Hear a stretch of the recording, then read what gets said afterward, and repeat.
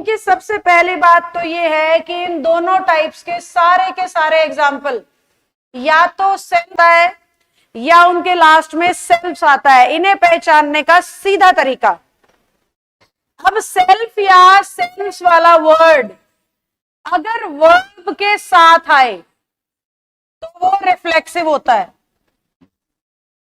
और अगर वो सब्जेक्ट के साथ आ रहा है तो एम्फेटिक होता है।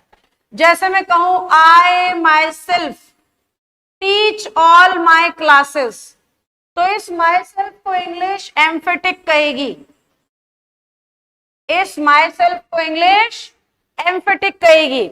लेकिन अगर सेंटेंस बनाया जाए शी हैंग्ड हर सेल्फ, क्या सेंटेंस बनाया, शी हैंग्ड हर सेल्फ, तो ध्यान से देखो हैंग जो है यहाँ पे वर्ब है, और वर्ब के साथ जब ये शब्द आते हैं तो ये रिफ्लेक्सिव होते हैं।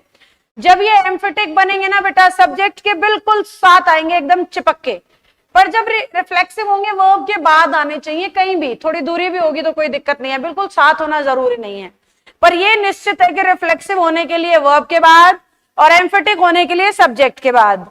अब बात ये आती है कि मैम एग्जामिनर कैसे पूछेगा, पेपर में कैसे आएगा, क्वेश्चन कैसे बनेंगे, तो ध्यान से सुनो। इसके क्वेश्चन 3 बेसिस पे बनते हैं। बेस नंबर 1, बच्चे को यह पता होना चाहिए कि सेल्फ इंग्लिश में हमेशा सिंगुलर सब्जेक्ट्स के लिए लगता है और सेल्फ इंग्लिश में हमेशा प्लूरल सब्जेक्ट्स के लिए लगता है। जहां पे भी आप किसी एक की बात कर रहे हैं आप सेल्फ का यूज करें। जैसे मैं शी की बात कर रही थी तो मैंने हर सेल्फ लगाया, आई की बात कर रही थी तो माई के साथ सेल्फ लगाया, क्योंकि ये सिंगुलर सब्जेक्ट है। प्लूरल सब्जेक्ट होता तो मैं क्या लगाती, सेल्फ्स लगाती। पर इस कॉन्सेप्ट में भी बच्चे से कुछ गलतियां होती हैं। जैसे बहुत से बच्चों को ये नहीं पता होता कि अगर बर्ड की बात हो रही है तो बर्ड ही या शी नहीं होते, बर्ड इट होते हैं, और सिंगुलर बर्ड है तो क्या आएगा, इट सेल्फ आएगा। जैसे नेहा शी है, ऐसे ही गर्ल लिखोगे तो वो भी क्या है, शी है। जैसे बर्ड इट है, ऐसे ही डॉक्टर, टीचर, स्टूडेंट, ये सारे कॉमन जेंडर होते हैं और सबके लिए इट लगता है।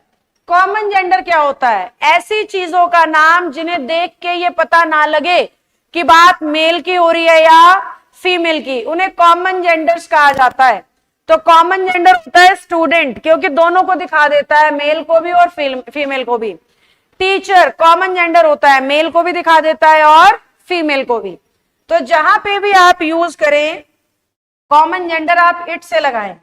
अब बच्चे से दूसरी गलती होती है प्लूरल नाउन के केस में। जैसे उसने लिख दिया गर्ल्स, तो बहुत से बच्चों को मैंने देखा है कि वो क्या कर देते हैं, गर्ल के लिए हर सेल्फ्स कर देंगे, क्योंकि उन्होंने ये सीखा है कि मैम ने कहा था प्लूरल होगा ना तो सेल्फ्स होगा। बिल्कुल सेल्फ्स होगा, पर हर का भी तो प्लूरल होगा, और हर का प्लूरल होता है देयर। ठीक है बच्चों, तो ऐसी कुछ छोटी मोटी मिस्टेक आपसे हो सकती हैं। अगर आप क्वेश्चन को ध्यान से करोगे तो ये टाइप बहुत आसान है कि सेल्फ वहां लगाओ जहां सब्जेक्ट सिंगुलर, सेल्फ्स वहां लगाओ जहां सब्जेक्ट प्लूरल। से खत्म होते हैं या सेल्फ से, जितने भी एग्जाम्पल्स हैं या तो उनके लास्ट में सेल्फ आता